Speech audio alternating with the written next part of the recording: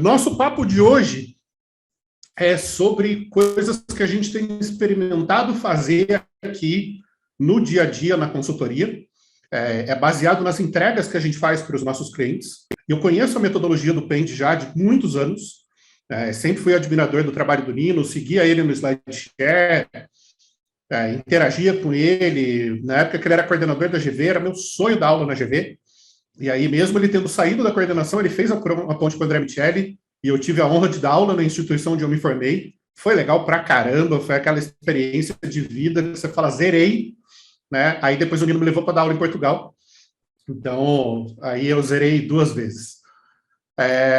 Então, assim, é muito baseado no que eu conheço da visão, né, de mercado, porque a gente tem visões muito similares, muito parecidas.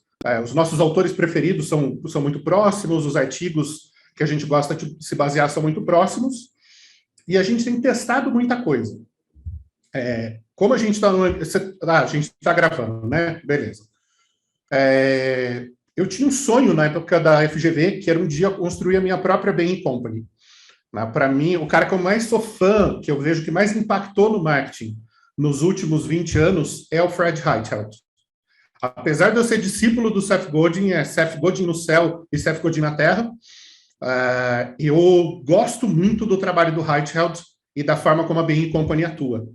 Eu falo que o NPS foi um dos índices que mais mudou as ações dentro do marketing.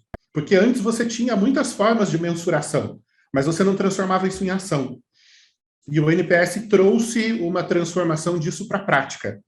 Depois a gente teve outros vários índices, outras várias formas de mensurar impacto, satisfação, fidelidade e várias outras áreas dentro do marketing, mas para mim um cara que gerou um impacto definitivo na forma como se pensa e como se executa marketing é o Fred Heitfeld.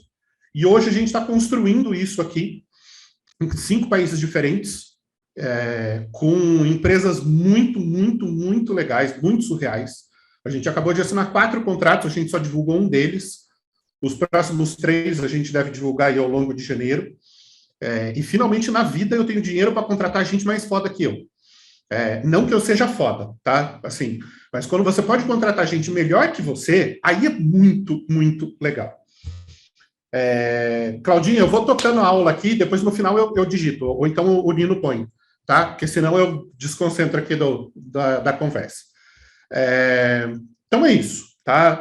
Vou mostrar para vocês o que é que a gente faz no dia a dia, tentei simplificar isso da forma mais pragmática possível para conseguir transmitir isso aí em 35, 40 minutos e a gente tem um tempo ali para conversar bastante. Tudo bem eu falar nessa velocidade ou vocês precisam que eu fale mais lento? Porque, assim, eu estou pilhado, então eu vou falar rápido, tá? Aprendi com a minha guru, a Marta Gabriel. Você está compartilhando? Chegaram os slides? Beleza. Então, vamos em frente. Bom, vou passar rápido aqui pela apresentação, porque boa parte do pessoal aqui já me conhece. Eu divido meu tempo entre uma agência de marketing digital. A gente tem uma crise de identidade, tá? Porque metade do nosso trabalho é agência, metade é consultoria. Então, a gente ainda não achou um nome para explicar o que a gente faz, mas a gente resolveu fazer o trabalho apesar disso. Então, quando eu falo que a gente é uma agência, meu sócio fica puto e a gente toca a vida. O importante é vender e entregar. E a outra metade do meu tempo eu me dedico à nova escola. Eu, assim, uma vez a minha coach me disse isso, eu demorei muitos anos para aceitar, mas, cara, eu nasci para dar aula. Eu amo dar aula, eu amo compartilhar conhecimento, eu amo dividir, eu amo falar sobre o que a gente faz. Então, ter uma escola de marketing digital era uma coisa que era uma consequência natural da carreira e é o que eu vou morrer fazendo. Espero viver tanto quanto o Kotler, ganhar tanto dinheiro quanto ele. Não vou comprar tantas esculturas de vidro e montar um museu com o meu próprio nome, eu prefiro gastar em carro velho, mas, enfim, viver bem e dando aula até o fim. A Bitso é o nosso mais novo cliente, concorrente do mercado Bitcoin aqui no Brasil. Então, para quem for operar com Bitcoin, com Ethereum, com cripto, sejam bem-vindos. Junior MBA foi o projeto que entrou em novembro e a gente tem mais alguns legais aí para acontecer. Já dei aula numa pá de lugares legais, o livro publicado no Brasil e Portugal. A gente tem gente de Portugal aqui? Ou é só gente, ou temos só brasileiros? Temos tugas também. Show de bola. É o mesmo livro, tá, gente? O laranja é a capa brasileira, a branca é a capa lá de Portugal. E a coisa que eu mais amo fazer na vida, o que mais me realiza, o que mais enche meu coração de alegria, eu sou pai do Pedro e da Carol. Então, vamos falar de marketing. O que é o conceito e a forma como a gente vê a tal da jornada do consumidor? Esse termo ele aparece de formas diferentes em diferentes literaturas. Então, a gente vai ver jornada do cliente, jornada do consumidor e jornada de compra. Tá? O certo, inclusive nesse slide está errado, é a gente chamar de jornada do cliente. Né? No marketing, a gente tem tendido a não usar mais a palavra consumidor, que é uma palavra muito de publicitário, né? Bota o cliente muito naquela posição passiva de só receber informação e comprar. E hoje a gente tem um cliente que participa do processo de forma interativa, né, que tem muito menos assimetria de informação, tem muito mais acesso a depoimentos de outros clientes, a conhecimento, a avaliações, a reviews, a vídeos no YouTube, e que pode construir o conhecimento sobre um produto, um serviço, ou qualquer coisa que ele precise consumir.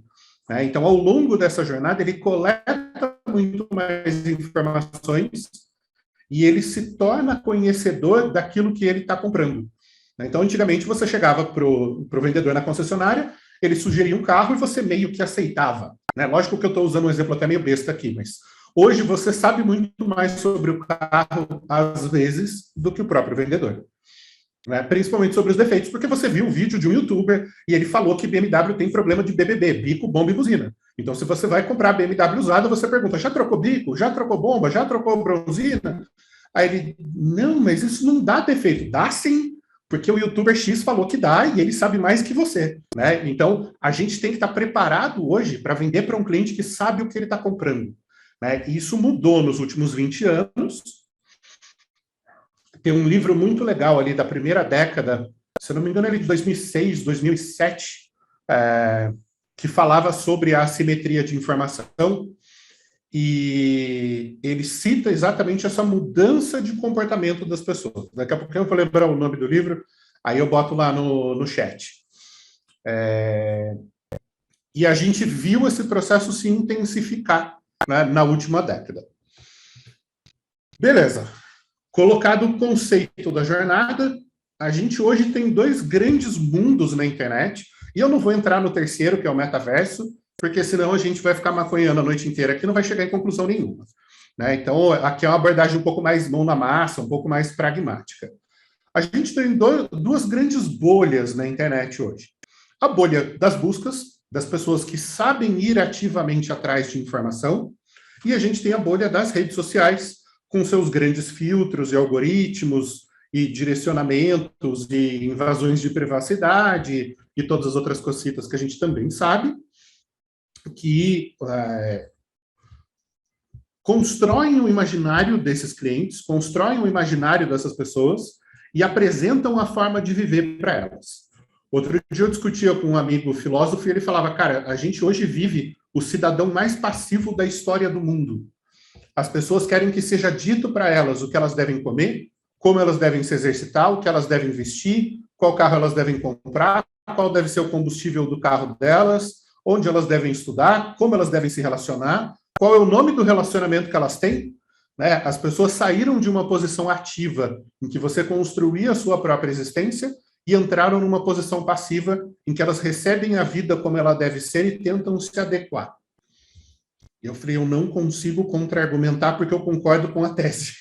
Né? Então, a gente vê muito hoje o mundo nas redes sociais construído dessa forma. Né? Uma ditadura da vida perfeita e de comportamentos e de tendências, muitas vezes fabricados, e que ditam a forma como as pessoas vão consumir o que elas consomem.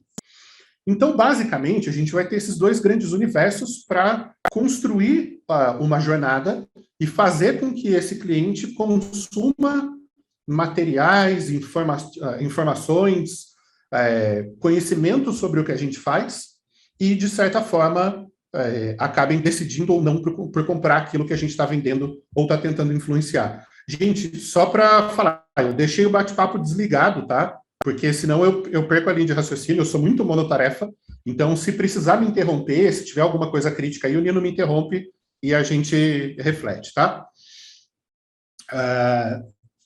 Então, é importante entender também que busca vai além da busca de texto, né? Busca não é só o Google, a Siri é busca, a Alexa é busca, o YouTube é o segundo maior buscador do mundo. O YouTube detém hoje, se eu não estou enganado, algo entre 25% e 28% do total de buscas realizadas no mundo. Então, assim, ele é muito presente quanto mais jovem a geração. Então, o meu filho de 6 anos, ele usa o YouTube. A minha filha de 14 anos vive dentro do YouTube. Ela é praticamente um logotipo vermelho andando de um lado para o outro. Quando não é o YouTube, é a Disney Plus ou a Netflix. Então, assim, é uma geração que, por hábito e por circunstância e por N fatores externos, foi menos habituada a ler e muito mais habituada a receber informação processada. A minha filha é uma exceção, graças a Deus, lê demais, né? Ela tem cota de Amazon para gastar por mês. Então, assim, livro não tem limite, pode comprar. Né? As outras coisas aí a gente negocia.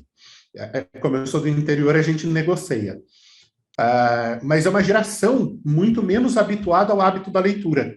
Então, mais acostumada a consumir conteúdo que é já pré-processado. Então, a gente já via isso lá nos anos 80 com telecurso segundo grau. Mas hoje eles preferem ouvir um podcast e assumir a opinião de alguém que já foi processada do que ler os livros e construir a própria opinião. Mas não é assim com todo mundo e tal. Concordo. Eu acho esse papo de geração muito superficial e a gente tem vários clusters dentro de uma geração. Né? Clusters de acesso à renda, clusters de acesso à educação, clusters de educação em casa, clusters políticos, clusters alimentares. Então, cabe muita discussão nisso aqui, mas na prática, a gente tem pessoas que estão acostumadas a receber informação processada e pessoas que estão acostumadas a consumir informação em vídeo, consumir informação em áudio, consumir audiolivro e não ir lá na fonte e caçar essa informação. Isso não é um julgamento de valor também. Quem lê é melhor do que quem assiste vídeo. Não, não é isso. É porque os hábitos se tornaram muito mais diversos. Antes os hábitos eram menos grupos. A gente tinha 4 ou 5 grupos de hábitos. Hoje a gente tem, 15, 20 grupos de hábitos diferentes. Né? Nos anos 80 emergiu um acrônimo no marketing que eram os DINCs, né? Casais em que os dois trabalhavam fora e os dois geravam renda. Double income, no kids. Então você tinha o dobro de renda e você não tinha crianças, que todo mundo que tem carro e criança sabe que são duas coisas que consomem dinheiro infinitamente. Né? Principalmente se você gosta tanto de carro quanto de criança. E aí, hoje a gente tem 20 e poucos acrônimos de grupos de consumo. Né? Então, você tem os DINCs homoafetivos, você tem os pais de pet, você tem os casais idosos ativos, você tem N outros grupos que têm características de consumo de informação e depois de consumo efetivo em comum. Beleza. Como é que a gente leva isso para a jornada? A gente precisa mapear e entender o processo decisório do cliente com o qual a gente está lidando. Então, entendendo esses grupos sociais com os quais a gente está conversando e entendendo os hábitos de comportamento desses clientes, a gente consegue construir informação que ajude esse cara a caminhar naquilo que o pessoal de tecnologia chama de funil de vendas, né, ou de jornada de compra. Tipicamente, a gente vai organizar isso em algumas fases, então a exposição ao problema, a descoberta de eventuais soluções, a consideração de quais soluções me atendem, a avaliação da melhor solução ou daquela que eu posso pagar e a tomada de decisão. Né? Mas isso porque a gente é marqueteiro e acha que todo mundo funciona de forma linear. Mas a desgraça do ser humano só quer saber onde é o banheiro. Né? Então tá lá o marqueteiro explicando para a pessoa, olha, você está aqui na fase de interesse. Ela, não, eu só quero saber onde eu vou no banheiro. Né? Na prática, o que acontece? Esse funil, ele não é tão linear assim. Ele não é tão em etapas claras e distinguíveis como a gente gostaria que fosse. Né? Então, na literatura, isso fica muito bonito, no PowerPoint, isso fica muito legal, mas a vida real é a vida real. E aí eu vou puxar uma citação que um amigo meu faz muito, Gustavo Caetano, lá da Sambatec. A citação eu não lembro de quem é, Mas é uma citação que já foi tantas vezes recitada que é tipo Clarice não disse. Né? Ela pode ser atribuída a Clarice Lispector, ao Papa ou ao Bono Vox e vai dar na mesma. Né? Entre o mapa e o terreno, fique com o terreno. Então, a gente, como profissional de marketing, tem a tendência de tentar mapear o terreno e trabalhar com o mapa, porque o mapa é bonito. No mapa não chove, ninguém faz pum, não tem dia ruim, ninguém tem ressaca, o mapa funciona. Né? Mas o consumidor real, ele não é assim. O cliente de verdade, ele não segue o mapa, ele segue o terreno. Outra observação importante a se fazer aqui. Mas eu trabalho só com B2B, e no B2B as pessoas são racionais. Pessoas irracionais nunca coexistem na mesma frase. Tá? Seres humanos são baseados em emoções. Não vou me estender aqui sobre neuromarketing, que acho que não é o caso, mas as pessoas tomam decisões baseadas no emocional, não no racional. Então, a gente decide por emoção e a gente justifica com a razão. Essa é a tendência que todos os últimos estudos têm mostrado. Um dos caras mais referência nisso, acabou de sair um livro novo dele ainda, não li, mas ouvi dizer que é muito bom, sendo dele deve ser, Daniel Kahneman. Né? Tem um livro dele fenomenal, que todo marqueteiro deveria ler, que é Rápido e Devagar.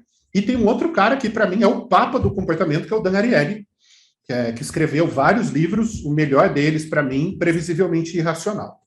Baseado no que o Ariely defende em Previsivelmente Irracional, tem uma pesquisa aqui mostrando como é que as pessoas decidem no ambiente B2B e no ambiente B2C. Mas é uma pesquisa de 2013. Bom, o ser humano levou 500 mil anos para evoluir, né? Cerca de 2 milhões de anos, se eu não estou enganado, para largar de ser um macaco e virar um homem dos tempos atuais, né? Então, de 2013 para 2021, eu vou considerar que esse estudo está atualizado. Né? Considerando um universo de evolução de 2 milhões de anos, 8 anos é bastante atual. Quando as pessoas vão decidir por marcas B2C, o quanto a marca influencia na decisão. E aí você tem uma escala menor embaixo e maior em cima.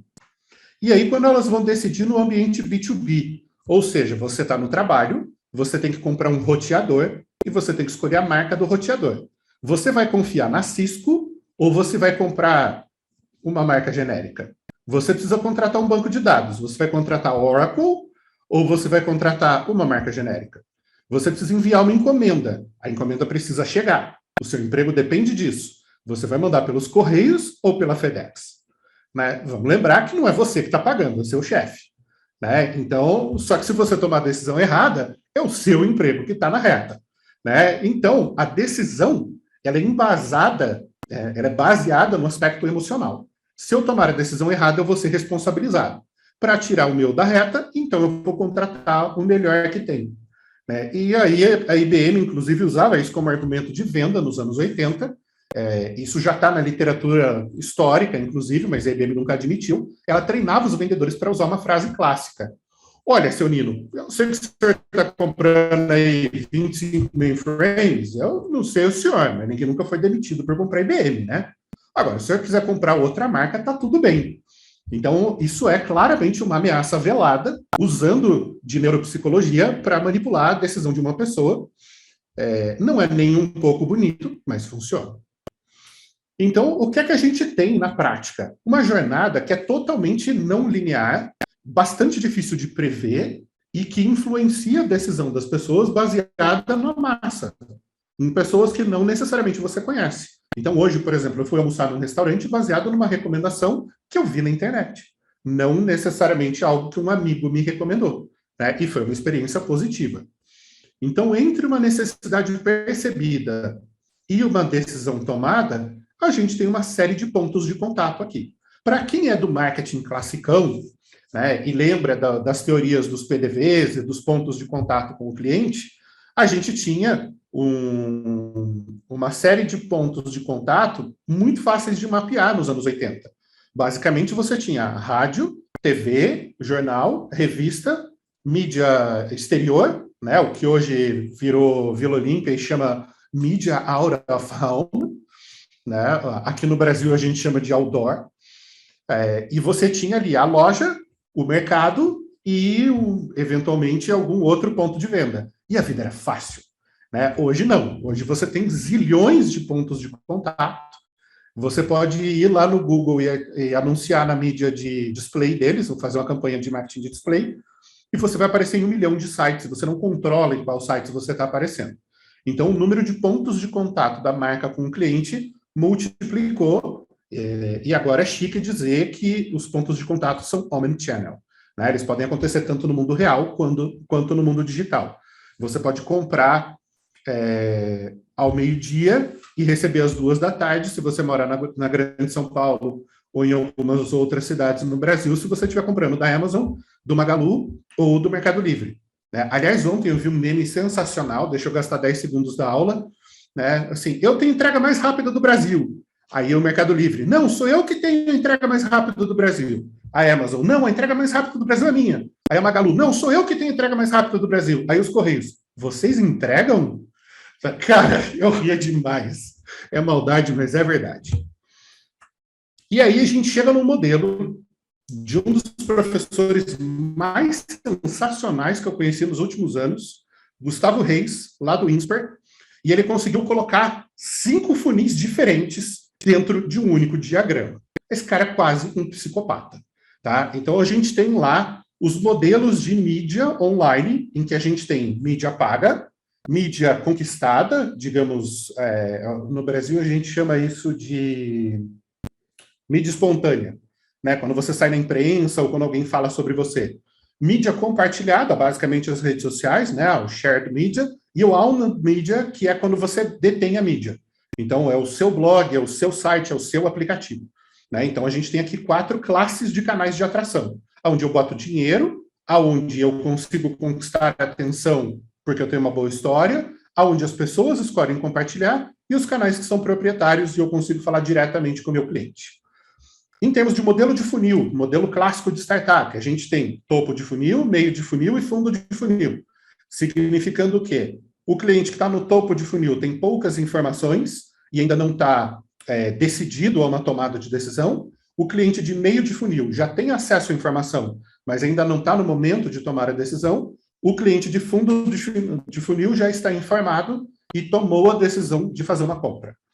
Então, você vai ter 4 níveis de mídia com 3 níveis de profundidade de conhecimento ou de tomada de decisão. Aí a gente tem o funil desenhado, chamado AARRR, que é muito utilizado pelas startups, em que você tem a compra, a recompra, a retenção e a defesa de marca. Então, ele mapeou aqui a consideração, parece aquele azulzinho de agora há pouco, né? A negociação, a compra. Eu tinha uma chefe, a minha primeira chefe, que ela falava uma coisa genial. Ela falou: o cliente nunca é seu quando ele compra uma vez. O cliente é seu quando ele volta. Quando ele faz a segunda compra com você, ele é seu cliente. Porque ele comprou, gostou e voltou. Né? É aquilo que a gente chama de LTV, aumentar o lifetime value desse cliente. Então, a recompra significa uma conquista desse cliente. A indicação, que aí é o fenômeno que a Bain Company se propunha a medir, né? Você nos indicaria para um amigo. E aí o último estado, o estado da arte, aquele que todo mundo gostaria de ter clientes assim, que é o de defesa da marca, que é o que a Apple tem com os fanboy, com os Macboy. Né? Então, assim, a Apple é melhor que tudo. Eu ia fazer uma piada, mas deixa quieto, está sendo gravado. E aí a gente tem aqui fases diferentes. Né? Eu tenho uma fase de construção de marca, eu tenho uma fase de construção da conversão, e eu tenho uma fase de construção do valor do ciclo de vida de cliente, né? O lifetime value. Então, assim, cara, genial. E aí a gente tem as classes de CRM desses clientes, né? Um suspect, ou seja, um cara que ainda nem virou um prospect no CRM, um prospect, que é alguém que já foi classificado como potencial comprador, o buyer, que efetivamente virou cliente, o cliente que aumentou a LTV, ou seja, que eu retive na carteira, o influenciador, e aqui é um influenciador cliente, não é um influencer de rede social, o tiktokiano, e aí o advogado da marca, que é aquele cliente que a gente simplesmente ama e quer dar um beijo na boca, né? É o que briga com os outros se eles não compram o nosso produto. Cara, o dia que eu vi esse diagrama, eu falei: Gustavo Reis, se você fosse lindo, eu te dava um beijo na boca. Né? Porque ele conseguiu reunir dezenas de conceitos importantes de marketing em um diagrama, E eu tenho uma dificuldade cognitiva muito grande de entender diagramas e fluxos e coisa e tal. E mesmo com essa dificuldade cognitiva, eu olhei para isso aqui, eu entendi e falei, cara, isso é sensacional. Isso aqui é uma tese de marketing por si só. Tá? Então, tomei o direito de reproduzir, ele autorizou. Então, assim, aqui a gente tem várias visões de marketing. A gente tem a visão do CRM, a gente tem a visão do inbound marketing, a gente tem a visão do marketing digital clássico, a gente tem a visão da startup, a gente tem a visão do ciclo de vida do cliente, com várias terminologias diferentes, todas elas condensadas, né, zipadas em um único diagrama. Dá para discutir os termos? Dá. Tem gente que odeia o termo suspect. Tem gente que odeia o termo buyer, né, porque é equivalente ao nosso consumidor. Né? Tem gente que não concorda que o cliente é só quem recompra. Se ele comprou uma única vez, ele também é cliente. Né? Mas aí o cara comprou uma Mercedes-Benz e aí o carro vai durar para sempre. Então ele não necessariamente precisa comprar outra. Né? Ou comprou um Rolls-Royce. Né? Provavelmente, bom, nunca se sabe, né? Quem dura mais, o dono de um Rolls-Royce ou um Rolls-Royce. Estamos esperando a rainha da Inglaterra bater o carro dela para a gente saber. Né? Ninguém sabe quem acaba primeiro. De uma forma mais simplória, a gente tenta mapear isso dentro das áreas de inbound marketing, de marketing de conteúdo, de marketing de atração, com um funil mais inteligível para um leigo, né? Usando termos mais simples para um dono de empresa, para alguém que está ali operando no dia a dia. Então, a gente tem, de novo, lá a visão de topo, meio e fundo de funil. A gente tem aquelas 5 fases, aqui elas estão espremidas em 4, com aprendizado e descoberta. Né? Então, aqui em cima a gente tem o estímulo ou o surgimento da necessidade.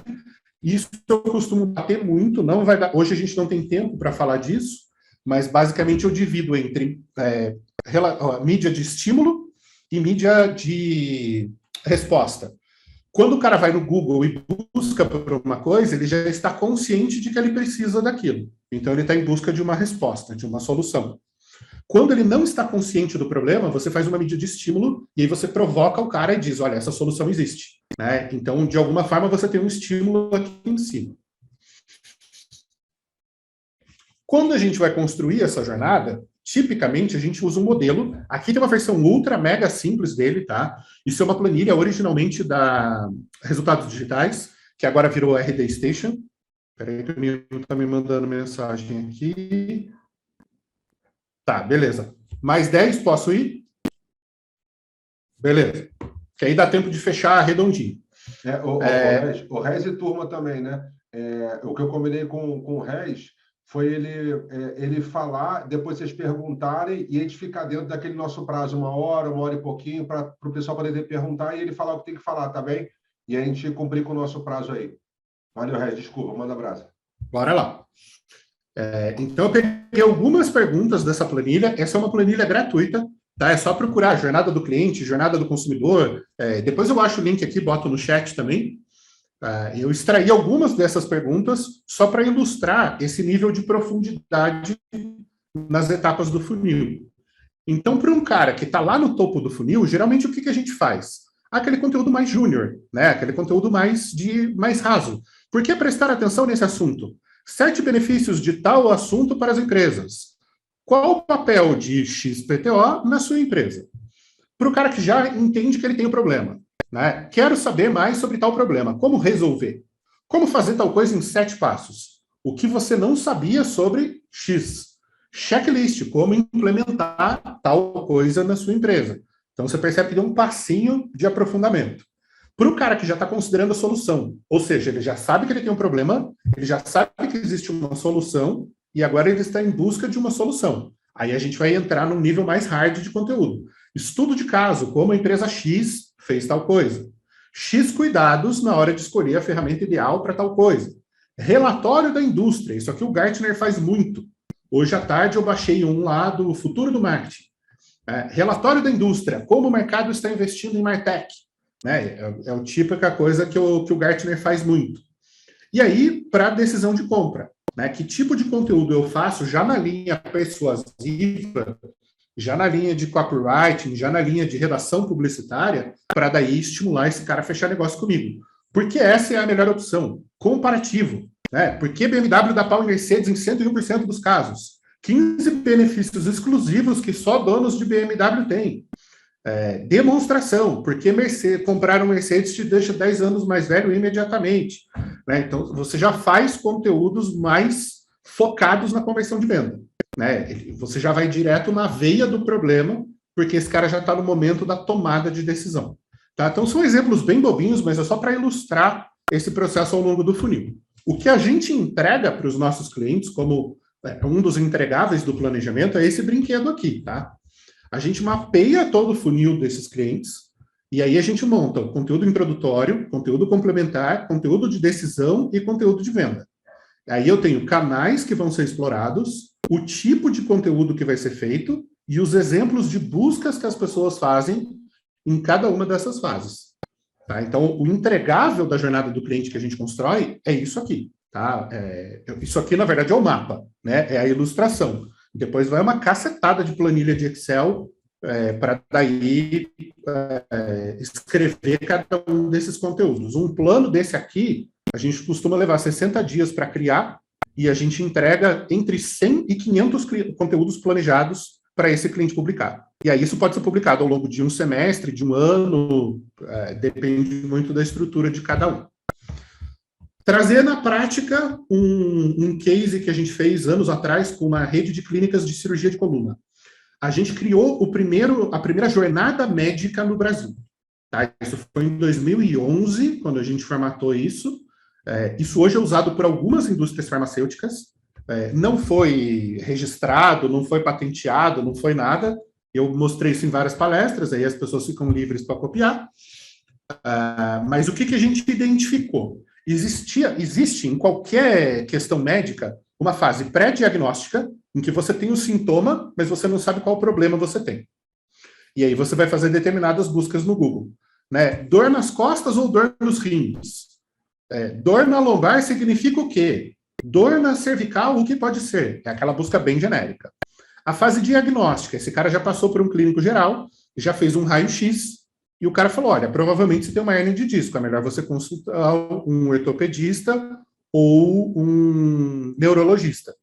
Né? Muitos problemas de coluna são tratados por neuros e não por ortos. E aí o cara tem uma fase diagnóstica. Essa fase aqui é muito legal, porque os médicos odeiam ela.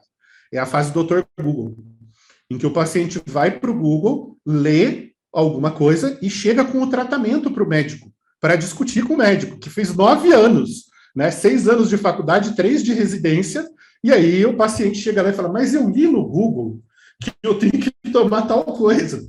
Né? Então, essa fase aqui os médicos odeiam.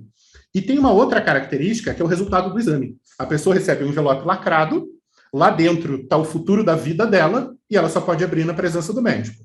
Né? Aí o cara faz aquele no envelope, abre e lê que ele está com estenose foraminal degenerativa nível 3. Aí o cara começa a doar o cachorrinho para os vizinhos, se despedir dos filhos, né, sem saber que aquele bagulho tem tratamento. E aí, por fim, era o momento da conversão em que esse cara ia buscar a segunda opinião. Então ele tinha falado com o médico da cidade dele, e o médico fala, preciso operar a sua coluna. Né? Ninguém em sã consciência fala, partiu sala de cirurgia, né? Você vai buscar uma segunda opinião. E aí, nesse momento, a gente captava o paciente, posicionava a clínica do Dr. Luiz Pimenta como a melhor do Brasil, e a gente podia usar isso porque ele é membro da World Spine Society. Então, eu consegui uma exceção no Google para usar a palavra melhor. Eu podia dizer o melhor cirurgião de coluna do Brasil, porque eu tinha um aval técnico para fazer isso. Depois isso foi proibido novamente, mas durante 5 anos a gente reinou sozinho no Google fazendo isso. Vulgo, explorando falhas no sistema. Então, do ponto de vista metodológico, como é que essa jornada acontece? Eu tenho a fase sintomática, em que a pessoa procura o que é, a fase pré-diagnóstica, em que ela procura sintomas e causas, a fase diagnóstica, em que ela procura remédios e medicação, porque nós somos brasileiros, o nosso esporte preferido depois do futebol é a automedicação, e, por fim, ela procura tratamento. Aí você fala, nossa, mas você não gosta de brasileiro. Não, é simplesmente uma constatação do comportamento das pessoas. Né? Eu amo meu país, eu amo meu povo, mas eu sei que a gente é zoado. Por fim, não vou ficar fazendo demo de ferramenta, mas vou aumentar um pouco a caixa de ferramentas de vocês, mostrando os brinquedinhos, alguns dos brinquedinhos que a gente usa para fazer isso. Tá? Um recurso gratuito, óbvio e sensacional é o Google Also Asked. Qualquer busca que você fizer no Google, ele vai te mostrar ali de 2 a 4 perguntinhas. Você clica nesse combo aqui, ele amplia, e aí ele traz mais 4, você clica, ele traz mais 4, e aí ele vai te dar milhares, estou exagerando, vai dezenas de perguntas que as pessoas fazem sobre qualquer assunto. E aí você vai descobrir que o nível médio do nosso cidadão é bastante pouco desenvolvido. E que as pessoas têm pouco hábito de consumir informação aprofundada, mas elas confiam no Google. Né? Então, elas perguntam para o Google e a gente pode estudar as perguntas que as pessoas fazem lá no Google. Outra coisa, lá embaixo ele vai fazer pesquisas relacionadas. Então, você começa a montar uma nuvem de para onde a pessoa está indo. Né? Então, ela procurou lá dor nas costas. Né? E aí tem lá, como aliviar dor do pulmão COVID. Dor no pulmão nas costas. Então, ela está sendo específica, não é dor no pulmão na frente, que tende a ser uma tosse, uma gripe. É dor no pulmão nas costas, que tende a ser uma pneumonia. Né? Então, tem até truques de diagnóstico que você vai aprendendo no Google. Tá vendo? Sem precisar fazer 6 anos de medicina. Uma ferramenta que já mapeia esse processo, tá? Ela é uma ferramenta paga, mas ela dá 2 buscas de graça por dia. Você só tem que ir lá e segmentar aqui para linguagem português, região Brasil. Tá? Em português ela vai trazer pouco conteúdo, então eu recomendo fazer as buscas em inglês. Ah, mas aí não muda o comportamento das pessoas? Muda, porque a gente tem um aspecto cultural. Mas 99% dos seres humanos, independente da religião, do time de futebol, do político preferido, são iguais. Tá? Então o comportamento vai tender a se manter de país para país. A gente usa como referência em vários casos. É o Also Asked, é muito legal. Ele vai gerar esse tipo de nuvem aqui, ó, uma espécie de mapa mental. Então, qual é a busca rasa, qual é a busca intermediária e qual é a busca long tail. Né? Então, ele dá uma boa pista para a gente de como é a jornada no Google. Uma outra ferramenta que eu acho mais avançada, muito mais legal em termos de interface, ela também dá... Aliás, também não. Essa daqui dá 3 buscas grátis por dia, a partir daí tem que pagar. É o Answer the Public. Antigamente não tinha esse robozinho bobo, era um velho que ficava aí no fundo, era um velho muito engraçado. E ela traz em formato de infográfico com as questões e as preposições. Tá? Então ele tem lá, ó, por que Covid tem esse nome? Por que Covid dá sede? Por que Covid dá dor de cabeça? Qual Covid é mais perigoso? O que você pegou. Qual exame fazer para Covid? Mas eu não gosto dessa visualização porque eu não gosto de virar o pescoço. Tá bom, ele te dá aqui, ó. Aliás, ele traz as questões, as preposições e as comparações. Né? Então, ou, versus, gostar, e... Né? Então, ele já traz várias comparações que as pessoas fazem. E se você não gosta de ler infográfico, ele te dá aqui em ordem alfabética. Tudo que as pessoas buscam com A, tudo que elas buscam com B, com C, com tudo, inclusive as preposições, as questões e os comparativos. Aí você vai ali no cantinho, clica em baixar CSV e ele te joga isso num arquivo que você pode importar no Excel. Só isso já valeu a noite. Cara, isso aqui poupa muito tempo e muitos macacos da NASA. Tá? Um trabalho que uns 4 ou 5 macacos da NASA fariam, essa ferramenta faz sozinha. E, por fim, a gente usa muito uma ferramenta que nasceu na Rússia e tem capital aberto nos Estados Unidos, que é o SEMrush. É uma ferramenta que lê os dados do Google e puxa esses dados, filtra e organiza para a gente.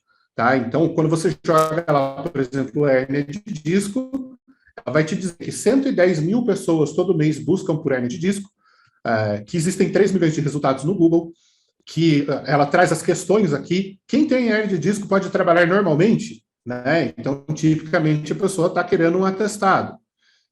Quem tem hérnia de disco pode fazer uma caminhada?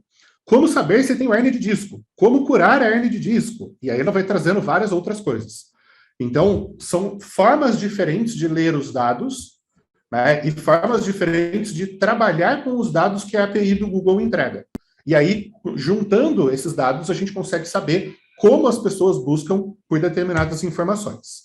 Mas nada substitui, eu sei que eu estourei um pouquinho do tempo, mas eu prometo que vai valer a pena, um método clássico de marketing fenomenal, chamado método PPT, que consiste em fazer entrevistas com o cliente. Método PPT não é o método do PowerPoint. Ele é o método pega a porra do telefone e liga para o cliente. Liga para 5 clientes e mapeia o comportamento dessas pessoas conversando com elas.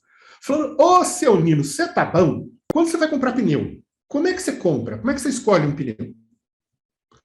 Ah, você prefere marca gringa? Entendi. Por que você prefere marca gringa?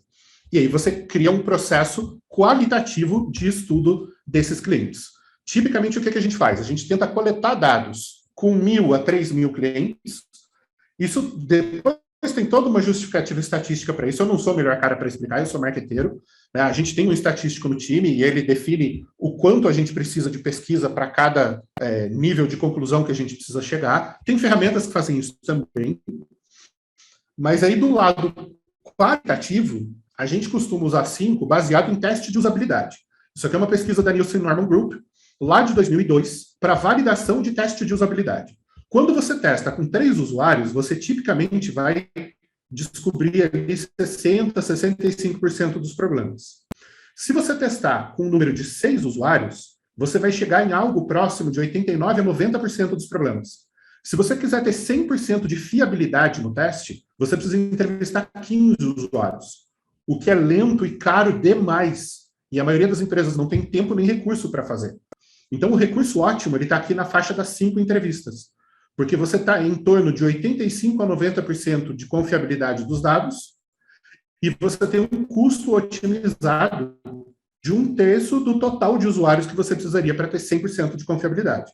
Se você tem tempo e dinheiro para rasgar, se o chefe paga, toca o dane-se, entrevista 15, tudo bem. Se não dá e você precisa otimizar recurso, o número que a gente encontrou, que é o número mínimo para cada persona, para cada quantidade de personas, são 5 entrevistas. Então, se eu tenho um cliente em que eu estou entendendo que existem 4 personas, eu vou entrevistar 20 pessoas. 5 que correspondam a cada uma das pessoas. E aí eu vou entregar um perfil de cliente mapeado e uma jornada mapeada para cada uma dessas pessoas. Tá? Totalmente aberto à discussão e a refutar, de novo. Não sou estatístico, eu estou me baseando nos caras do mercado que eu admiro e que chegaram a conclusões, eu estou usando as conclusões deles. Tá? Eu não estou contestando os números, eu estou tentando ser o máximo de correto cientificamente e pragmático mercadologicamente. E aí, tipicamente, o que a gente tenta descobrir nessas entrevistas? Como é que eu posso ajudar esse cliente a tomar melhores decisões? Como é que eu entrego para ele exatamente o que eles querem para tomar uma decisão? Como é que eu torno a vida deles mais fácil na hora de fazer uma compra? E como é que eu posso fazer esse cara sorrir quando ele pensar em mim? Esse é o nosso NPS. Né? Se o cliente comprou da gente, e eu pergunto, e aí, como é que foi o processo de comprar da gente? Ele fala, mano, foi do caralho. Né? Tanto para a gente quanto para os nossos clientes, eu falo, beleza, atingimos o nosso índice de satisfação. Tá? Logicamente, isso aqui é de um ponto de vista muito manifesto, né, do que a gente acredita. O volume de perguntas é muito grande, a gente chega a fazer entrevistas com 30 perguntas. É bastante chato para quem responde, mas eles só descobrem isso na hora que eles já estão respondendo, aí não tem mais como fugir. Tá? Mas o nível de qualidade do que a gente costuma descobrir faz valer a pena. Recados finais são só 3. Tá? Uma frase do Mirban Scott que eu gosto muito: você vende muito mais quando você para de empurrar a venda. Esteja preparado para lidar com clientes que sabem comprar. Esse cara é um guru de redes sociais, essa frase, pasmem, é de 2009. Mas a cada ano ela se torna mais real. Segunda coisa, as pessoas não consomem conteúdo. Elas querem informação atualizada, conhecimento, inspiração e direcionamento para a tomada de decisão. Esses são os 4 princípios que regem a nossa produção de conteúdo. Informação atual, geração de conhecimento, inspiração para a jornada e direcionamento da decisão de compra. E, por fim, né, esse recado não é para vocês, é para os clientes de vocês. O conteúdo não é sobre o produto. O conteúdo não é sobre a marca. O conteúdo é sobre como esse produto ou essa marca torna melhor a vida dos clientes dela. Então, quando a gente consegue botar isso na cabeça do cliente, aí a jornada funciona. Ufa, acabei. Eu sei que eu estourei um pouco de tempo, mas eu espero que tenha valido a pena. Tá ótimo, mestre. Obrigado, Rez. Estourou o tempo nada, cara. Foi completamente impecável. Dá tempo de a gente conversar, trocar ideia e fechar na hora do break. Eu só tenho um rápido comentário, depois eu passo aí para vocês. Quem quiser, levanta a mão para aproveitar a oportunidade, sempre muito bom. Eu gosto muito do Rez, como ele apresenta, né? Não tem como não rir das piadas e achar divertido, o que ajuda a passar o tempo. Uma das características, pessoal, que eu mais admiro no Rez, e é algo que, honestamente, eu gostaria de ter mais isso também. Particularmente agora, eu acho que eu não consigo desenvolver isso tão bem. Quando ele falou lá daquele funil, ele falou uma coisa que eu acho que é muito importante. Ele falou assim, ó, isso aqui é o que você mostra para o cliente, que é bonitinho, ele já conhece, ele está familiarizado e tal. Isso de você saber como é que é aquela coisa, qualquer hora que seja, funciona, como é que é por trás, o cara sabe a teoria e tal, mas você traveste da maneira que o cliente vai gostar, vai ver, que ele já viu em outros lugares, isso é muito útil didaticamente para o cliente.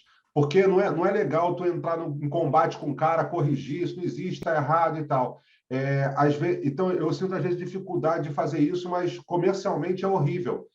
Então, é uma qualidade muito boa para quem vai trabalhar isso, para vender algum tipo de ideia dentro da tua empresa ou para um cliente, saber dominar o assunto e, na hora, embalar de uma maneira que o cara vai ficar mais confortável e receptivo. Isso é golaço. Tá bem? Muito bom. Isso o Rez faz impecavelmente. Quem é que vai ser o primeiro a perguntar aí, galera? Vai lá, Henrique. Você já percebeu que eu gosto de perguntar, né? Estou sempre perguntando. É tu, menino! Batinga! E aí? Esse é o cabra das polêmicas. O Rez. Ele quase não vem aula, cara. Se ele viesse mais, ele ia fazer mais polêmica, mas ele só vem assim de vez em quando, aí pinta aqui, faz umas 3 perguntas, aí fecha a câmera e sai fora. Olha, mas eu fico assistindo, pô, não é assim não. Olha, o Rez, você disse que você faz assim umas 30 perguntas para os clientes quando você liga para eles, certo? Você não quer abrir umas 5 perguntas dessa para gente? Cara, pegar um exemplo recente aqui que a gente fez, que foi a Jungheinrich. A Jungheinrich é uma empresa de movimentação de carga, ela vende empilhadeiras, é uma empresa alemã, e ela vende empilhadeiras elétricas. Então, não queima óleo diesel, é totalmente ESG, as baterias têm garantia de 10 anos, elas são muito menores, muito mais manobráveis, é um puta produto. E eles estavam tentando entender por que eles não conseguiam encaixar o produto no Brasil. Eles tinham uma dificuldade de colocar o produto na cadeia logística. E aí a gente foi entrevistar os clientes deles. Então, a gente perguntou coisas como: a marca é importante na hora de escolher uma empilhadeira? Você considera custo de manutenção? Você já ouviu falar da nossa marca? Se você já ouviu falar, o que você ouviu falar? Né? Porque às vezes você pergunta: você já ouviu falar da nossa marca? Sim. Aí você pergunta: o que você já ouviu falar? Já ouvi falar que é uma bosta. Exato. Cara, mudou o jogo, né? Mudou a percepção do cliente. Né? Não era o caso, o produto deles é fenomenal. Na hora que você vai tomar a decisão pela compra de uma empilhadeira, o que tem mais peso? O financiamento do equipamento, o custo de manutenção ou o custo global de propriedade? Cara, eu não fazia ideia do que era custo global de propriedade, eu aprendi com esses caras.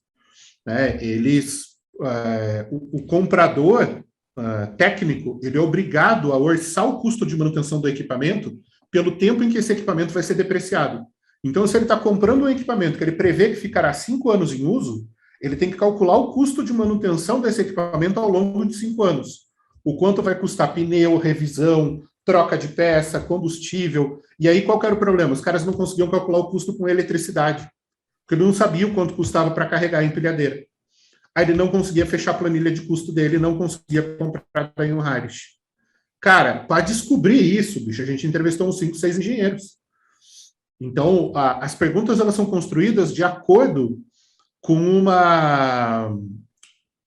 o contexto do cliente. Né? Então, eu entrevisto o cliente, os vendedores do cliente, o suporte técnico do cliente, o marketing do cliente, e aí eu crio um universo de conhecimento sobre a marca. Aí eu estruturo as perguntas baseadas no que está faltando de informação para a gente chegar a uma conclusão e a gente começa as entrevistas. Já teve casos da gente mudar as perguntas no meio do processo, porque não estava funcionando. Tem um processo que a gente entregou ontem para a Unisc, que é uma universidade lá do Rio Grande do Sul. A gente foi entrevistando dezenas de alunos e no meio do caminho a gente percebeu que tinha pergunta faltando. Cara, a gente invalidou toda aquela primeira fase e refizemos as entrevistas todas com a entrevista mais completa. Então, assim, não é uma matriz pronta. A gente constrói isso baseado no que é preciso descobrir a cada caso. Ótimo. Ó, antes de passar para o Tennyson, depois o Cristiano, para o pessoal que não assistiu ainda a Setup, a gente fala muito disso no Setup, tem questionário de imersão com um monte de pergunta, obviamente genérica, né? E tem também aquela questão dos atributos competitivos, né? Aquela tabela que é justamente que tipo de variável o cara leva em consideração na hora de decidir se vai comprar ou não, como ele falou em alguns exemplos, o Reis. Tennyson, o Tennyson estava com a mão levantada, agora não sei se ele sumiu aí. Ó. Inclusive, já comecei a usar o questionário de imersão com 2 clientes meus, está fazendo a maior diferença, viu? Que muito bom, mestre, mesmo. Fico feliz. Uhul. Tennyson, não? Professor, eu estou aqui. Eu estou com um problema aqui na minha câmera, mas eu vou fazer uma pergunta para o Rafael. Rafael, boa noite. Eu lhe sigo também nas redes sociais, o seu conteúdo que você promove aí. E aquela live que você fez com o Nino, super polêmica, porém necessária, né, para a gente que acompanha marketing aí. E aproveitar a oportunidade que tanto você quanto o professor Nino contribuem para os meus estudos em marketing aqui, tá? Então, tá na minha lista de fãs também. Rafael, veja só, na jornada que você falou aí, quando ela é um pouco mais longa, por exemplo, naquele slide que você colocou lá, quando você segmenta os conteúdos para cada etapa do funil, e quando eu tenho uma jornada como, por exemplo, a do varejo, que eu tenho uma questão de trade correlacionada, como ficaria esse funil? A classificação dos conteúdos. Então, aí é uma questão ultra, hiper, mega polêmica e eu não tenho vodka suficiente no corpo hoje para isso. O que acontece? Eu, por exemplo, não sou partidário de personas no varejo. Eu acho que você fazer persona para o Magazine Luiza ou para a Leroy Merlin é um desperdício de tempo e de recurso. Porque você vai chegar tipicamente em algo como 10 a 20 personas. E aí não serve para bosta nenhuma. Porque você vai ter que fazer tantas segmentações de conteúdo, tantas matrizes de relacionamento, que não vai resolver o problema. Porque o cliente de varejo é um cliente de impulso, né? Então, você precisa mapear a jornada do produto, mas não a jornada do cliente.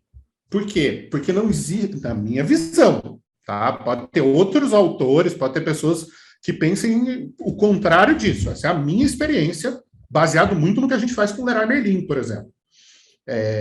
Cara, vamos lá. Vou pegar 2 exemplos de produtos aqui que a gente criou jornadas para a Leroy há pouco tempo. Uma é colchão. Cara, você comprou colchão recentemente? É uma puta missão de corno. Você tem colchão de solteiro, colchão de casal, colchão king, colchão queen, colchão super king. Aí você fala, beleza, eu quero um king. Tá, você quer de espuma ou de mola? Aí eu quero de mola. Você quer com a espuminha em cima, esqueci o nome lá do negócio, ou com um amarrador de lençol? Não, mano, eu só quero dormir, caralho. Tipo, é tanta decisão que você tem que tomar para comprar um diabo de um colchão que aquilo se torna uma coisa ruim, é pesado, e o bagulho é caro. E aí, se você compra errado, você vai dormir com a culpa sobre aquela porcaria durante anos, né? Porque tem colchão de 2, 3 conto, tem colchão de 12 conto, velho. Eu não sei onde esse povo trabalha para pagar colchão de 12 conto. Deve ser tudo lá em Brasília. Então, você tem os ciclos de decisão do produto, né? Quando a pessoa não sabe nada sobre colchão, quando ela sabe um pouco sobre colchão e quando ela é tipo Bruce Lee do colchão, né? Então, o nível de informações que você vai dar em cada fase do produto é diferente. Aí tem um outro caso, que a gente construiu uma página recentemente. Aliás, preconceito contra Brasília, somos nós. Por mim, podia bombardear o Congresso Nacional em quarta-feira, dia de aumento do salário. Não salva um. Odeio política, odeio político.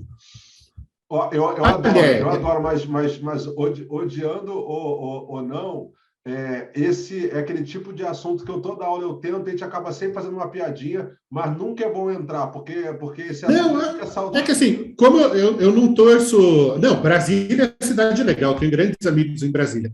mas aqui, infelizmente, a cidade acaba sendo sinônimo dos políticos. Nada contra os brasilienses, só contra os políticos.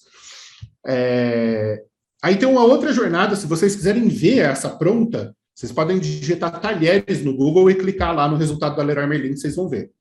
A gente entendeu as dificuldades que as pessoas têm para comprar talheres. Então, cara, talher é um negócio que é vendido em jogo, aí você compra um monte de itens que você não precisa, é caro. Aí você vai comprar, tipo, 6 colheres de sobremesa, 6 colheres de café, 6 colheres de sopa, garfo disso, garfo daquilo, faca de peixe, faca de não sei o que lá, e no fim você vai usar um garfo e uma faca. Então, assim, é um bagulho chato de comprar. O que a gente fez? A gente mapeou todas as dificuldades que as pessoas tinham para comprar talher, e aí a gente criou uma página inteirinha com um guia de como comprar talheres. E aí a gente ranqueou no Google para talheres e para todas as palavras importantes do ciclo de compra de talher. Então, para responder a pergunta do Felipe, a gente não olha no varejo para a jornada do cliente, a gente olha para a jornada do produto. Tá? Aí é uma visão um pouco mais tecnicista. Pronto, agora beleza. Cristiano e depois Marcelo. Vai lá, Cristiano. Oi, Nino, boa noite. Boa noite, pessoal. Boa noite, professor Reis. Boa noite. Bom, tudo bem? Obrigado aí pela participação, ótimo. Como sempre, brilhante. Eu vou fazer uma provocação, não vou fazer uma pergunta. Como foi levantado que as pessoas, os consumidores tomam decisões mais emocionais e argumentam racionalmente, quer pegar esse case da empilhadeira e exemplificar uma situação emocional de compra, mesmo sendo B2B, e um argumento racional que eles dão para o chefe na hora de comprar o produto? Cara, legal. Tem uma outra coisa que eu não possa comentar, talvez por conta de NDA com o cliente, tá? Mas eu vou tentar exemplificar, então tomem o que eu vou falar daqui para frente como uma ilustração, não como um reflexo do que efetivamente a gente pesquisou no case.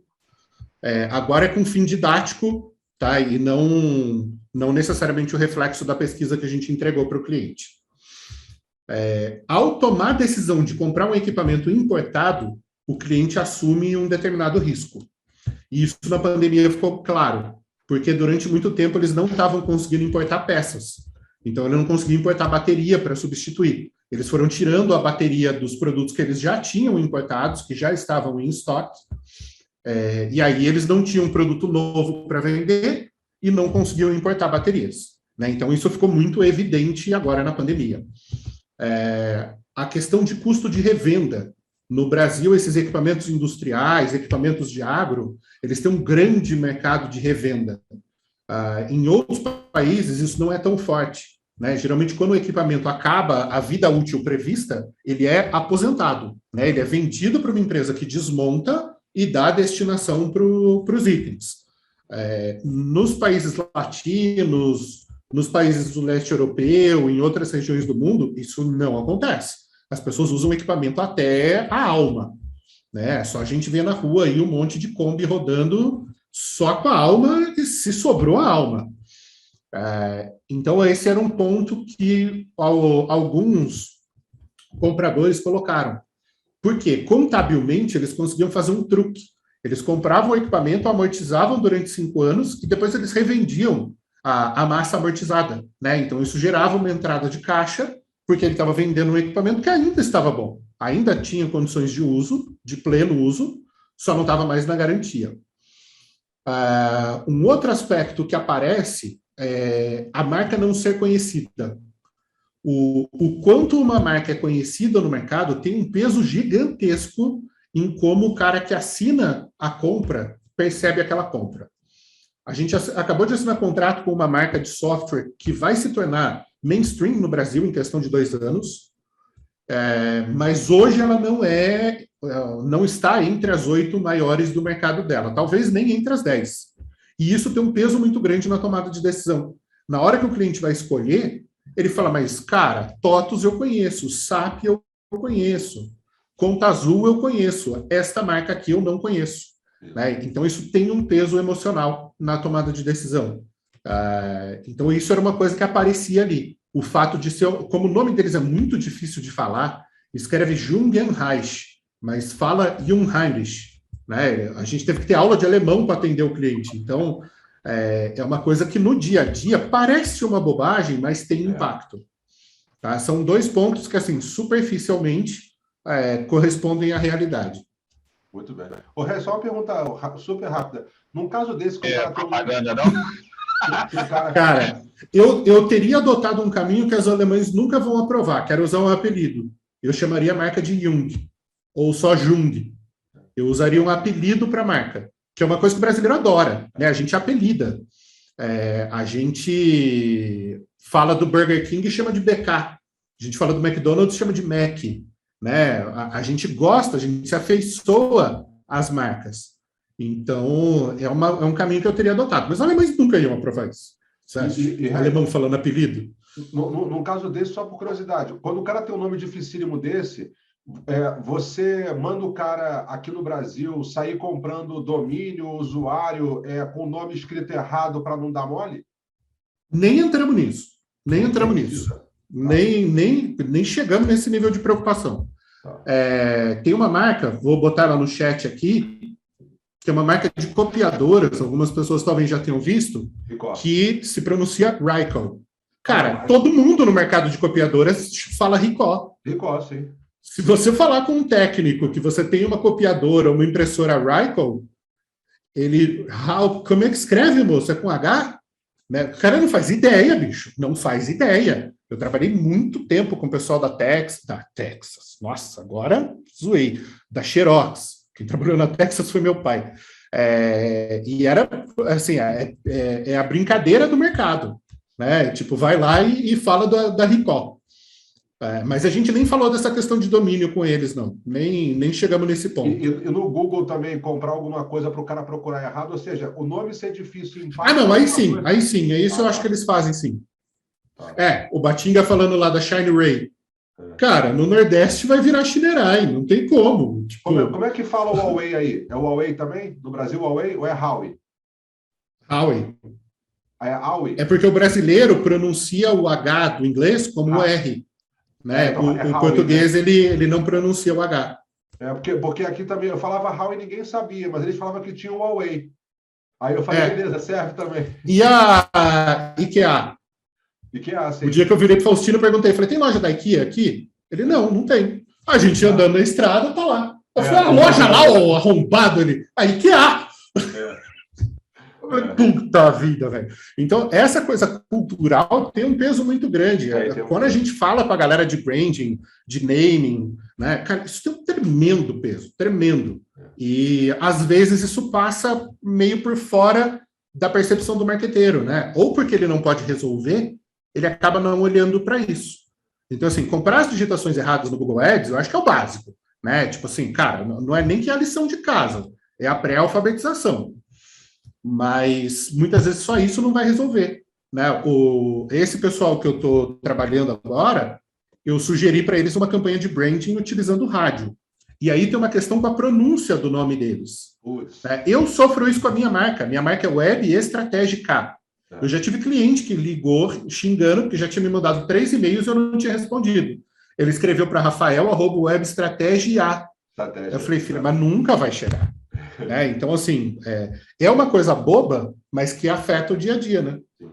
Vamos lá para poder fechar por conta da hora. Marcelo e depois Maurício. Fala, Reis, tudo bem?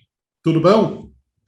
Seguinte, você falou da jornada do produto, né? Em venda B2B, o conteúdo ele tem um uso maior, né? Do ponto de vista de tática para poder facilitar em vendas, fazer o cliente fluir no funil, né? Quando você vai para um segmento muito específico, por exemplo, empilhadeiras, né? Você envolve na definição dos conteúdos o pessoal técnico também, o pessoal de engenharia, o pessoal Sim. de logística, operações? Como Sim, que é feito tem que isso? ter. A gente tem um caso muito legal como empresa alemã, que chama Schmerzel. Eu coloquei o nome aqui no chat, para depois vocês poderem olhar o site. Eles fazem sensores para linha de montagem. Então, por exemplo, você tem 2 barras aqui e você tem um robô que fica transitando entre essas barras. Se um ser humano colocar a mão, o laser identifica e trava o robô para evitar um acidente. Cara, eles têm 3.000 sensores na linha. Então, tem sensor de fim de curso, sensor de fluxo de ar, sensor de fluxo de temperatura, sensor de presença, sensor de movimento. Puta, cara, é sensor para tudo. E a gente construiu, junto com o time de engenharia, mais de 400 conteúdos para o site, falando sobre cada aplicação do produto. Que legal. E aí a gente descobriu que existia uma exigência legal, que é a NR11, norma regulatória número 11, que determina as prerrogativas de segurança do trabalho dentro de uma área de linha de produção, né, dentro de uma indústria. E a gente criou um material sobre a NR11, explicando por que ela era obrigatória, por que ela salvava vidas, então ainda tinha que convencer o cara que isso era importante, e quais eram as aplicações possíveis dos produtos. E aí, a gente chegou num caso muito legal. Um dia eu tive uma discussão com uma aluna jornalista sobre isso, que eu mostrei as páginas do Schmerzel, e boa parte dos conteúdos são em itens, porque eu estou escrevendo para um engenheiro, velho. O engenheiro gosta de planilha, não de texto. Se ele gostasse de texto, ele era advogado. Um advogado leva 3 laudos só para dizer bom dia. O engenheiro não. O engenheiro gosta de cálculo. Então, a gente fez o conteúdo em itens, porque isso facilitava a leitura para o engenheiro. E se ele quisesse o conteúdo escrito, bonitinho, ele ainda podia baixar em PDF. Então, é um caso extremamente nichado, extremamente B2B, um produto extremamente técnico, em que seria impossível desenvolver o conteúdo sem a participação da engenharia da área técnica. E Medicina, isso acontece, direito, isso acontece, tecnologia, isso acontece, engenharia, isso acontece. Todas as áreas técnicas, você precisa da participação do técnico na produção do conteúdo. E você mapeia também os decisores também, assim, porque nas fases de compra do funil, por exemplo, quem influencia no processo de compra, e aí vocês desenvolvem conteúdos específicos que podem facilitar esse processo isso, também? A jornada do cliente ali, no caso, é o conceito. Aí a gente vai descer para cada persona e montar uma jornada para cada persona. Então eu tenho a jornada do cara que é o técnico de logística, que é o cara que fica movimentando carga. Eu tenho a jornada do engenheiro logístico, que é o cara que calcula o depósito, os equipamentos, o tamanho dos andaimes, a carga que cada empilhadeira suporta, a ordem que as cargas têm que entrar e sair dos caminhões. E eu tenho o comprador, que é o cara que vai lá e gasta o dinheiro. Então, eu tenho o cara que usa o equipamento, eu tenho o cara que especifica o equipamento e eu tenho o cara que compra o equipamento. Então, é uma jornada para cada um deles. Ok, valeu. Beleza. Maurício, e depois a gente fecha. Vai lá, Maurício. Boa noite, Rafael. Boa noite a todos. Boa noite. Eu queria fazer a seguinte provocação, uma dúvida que a gente tem. Um caso do agronegócio, uma empresa de sementes, tá? A gente está estudando a possibilidade de melhorar o ciclo de vida desse produto, fazer uma pequena modificação do produto e trocar a marca. Eu quero pegar e abandonar, não que eu vou abandonar aquela marca, mas eu vou colocar o HB20S, mas é como se eu tivesse mudado o nome completamente. O produto chama 123K, eu vou chamar o produto de Potente e vou colocar ele no mercado. É uma estratégia que a empresa tem. Ela não quer gastar mais no produto, ela tem já uma linha de pesquisa e desenvolvimento que ela vai gastar em outros produtos, mas ela quer revitalizar isso daí. Então, sob nova direção, né? É aquela coisa sob nova direção. Ele não quer parar o produto, é uma soja convencional que o mercado está diminuindo e ele não quer continuar investindo porque o mercado está diminuindo, mas ele quer revitalizar a marca. Que tipo de sugestões, Rafael, você pode falar para a gente, cuidados que a gente pode ter nesse sentido? Cara, para te falar a verdade, Eu acho que é um caso muito mais de branding do que de jornada. É muito mais uma comunicação de CRM, de falar com a base de clientes que já existe, do que de construção da jornada em si. Né? Entender, assim, primeira coisa que eu faria antes de tomar a decisão de trocar de marca é tentar entender o impacto disso na realidade. Exato. Porque, às vezes, você troca a marca para descobrir que a marca não era o problema. Exato. E trocar uma marca é muito caro. Exato. Né? Então, pensando aqui na jornada e no que poderia ter impacto, eu tentaria conversar com esses clientes, entrevistar esses caras, para entender a percepção que eles têm da marca, e aí fazer aquela pergunta. É uma pergunta exploratória, ela é inútil, mas eu acho que é válido fazer. Se a marca trocasse de nome, o quanto isso influenciaria na decisão deles ou não. É óbvio que quando você está perguntando, ele vai te dizer que sim ou que não. E a ação que ele vai tomar depois é outra. Né? O que ele te diz é uma coisa, o que ele te faz é outra. Mas, assim, tem alguma percepção, algum estudo, alguma experiência de vocês?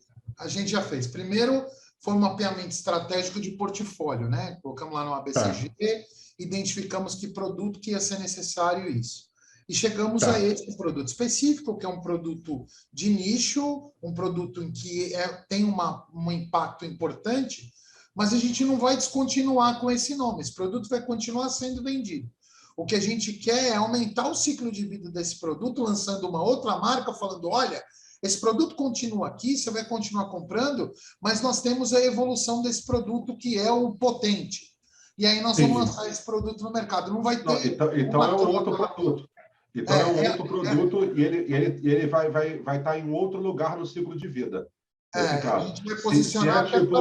Eu tenho gasolina, agora é gasolina especial premium, aí é uma outra parada. Aí tu começa de novo, e aí vai depender lá da concorrência, ver onde é que está, etc., mas é um outro troço. Legal. Porque o outro continua lá, né? Enquanto deu, já deve estar meio que descendo, de repente, né? Sei lá, está maduro caindo, não sei, ou na reta final e tal. E aí tem que fazer isso de abrir um novo ciclo. Beleza, obrigado. Vai lá, Marlos, quer perguntar, Marlos? Último, então, aí. Deixa eu aproveitar o mestre Rez aqui, ué. Você tá bom, bonito? Bom demais, beleza? Bom. Show. Então, Rez, seguinte, eu vou te perguntar uma coisa que aconteceu, um caso comigo aqui com um cliente, e aí, pela sua experiência, com certeza você deve ter passado por isso. É o seguinte, a gente pegou umas 20 palavras-chave e utilizamos ali SEMrush e tudo mais, Ubersuggest, todas as ferramentas, e a gente não acha busca dessas palavras. Então, assim, eu fiquei até assim, pô, não é possível, nem 50, né? Tipo assim, 30 buscas, né, por mês ali. Então, assim, tudo zerado, eu fiz uma variação de 20 palavras ali. Tem, assim, pelo que você já passou e pela sua experiência, como que eu faço nesse caso, entendeu? Eu estou meio perdido. Eu sei que a estratégia do cliente, com certeza, é trabalhar a base de clientes que ele já tem, tem todas essas outras estratégias de trabalhar retenção, relacionamento, mas de Google, eu fiquei um pouco sem saber. Cara, é estranho. Se você quiser me mandar depois por algum canal ali, pelo e-mail, pela inbox, por algum lugar, algumas dessas palavras para eu tentar dar uma olhada aqui, porque não faz sentido. Não, assim, se tiver 100 buscas, 50 buscas... Ele trabalha com implementos para trator. Como é mesmo assim, cara, tu tentou 20 não deu nada, é estranho pra caramba mesmo. É estranho. E olha que eu usei 2 ferramentas, hein, para poder tentar identificar. Aí, assim, ele é da região de Governador Valadares. Então, assim, claro que se você buscar implemento de trator no Brasil, você obviamente tem, né? Sim. Eu estou falando na região dele, não tem nada, zero. Ah, tá. Você segmentou a busca regionalmente. Regionalmente. Cara, normal, vai acontecer. vai acontecer. Tá? Então, só que aí você caso, tem um... Como trabalhar uma estratégia, no caso, de conteúdo ou de posicionamento para um cliente desse que não tem busca regional? Cara, aí é aquele caso em que, assim, provavelmente essa estratégia não vai funcionar. O mercado é pequeno demais para a estratégia dar certo.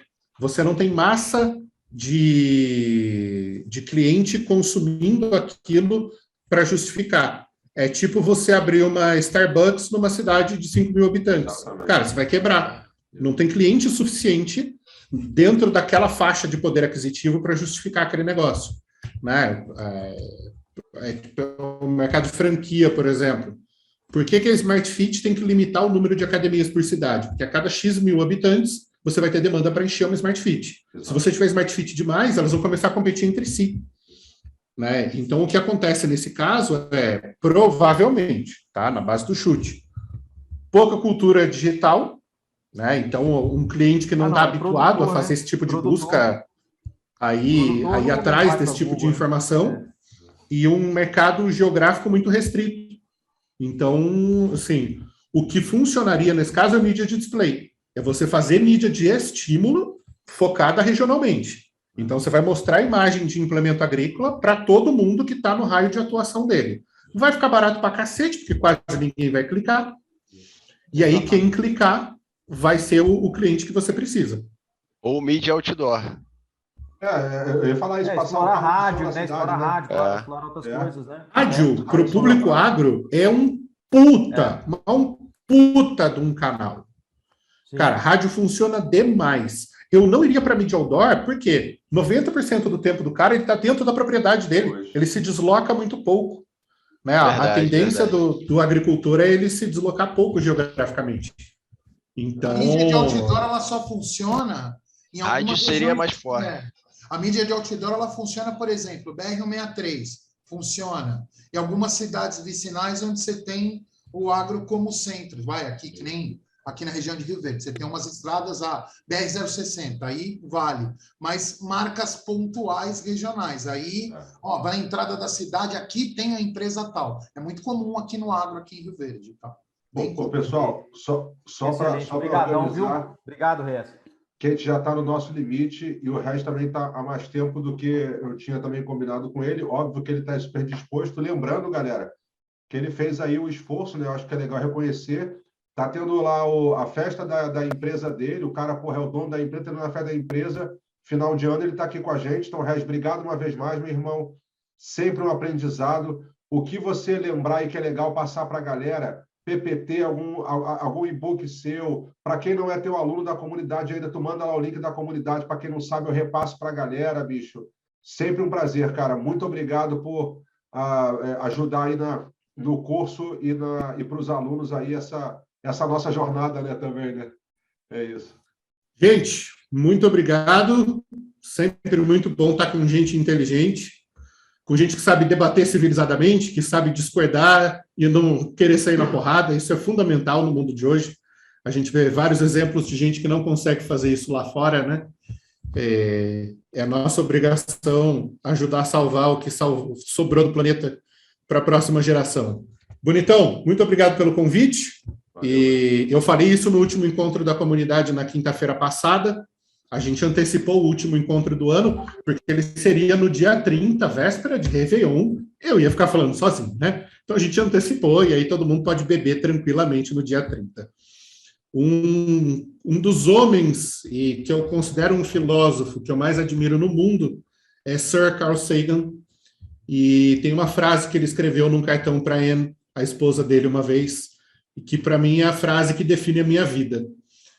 Num universo tão amplo e num tempo tão vasto, é um prazer e uma honra dividir um planeta e uma época com vocês.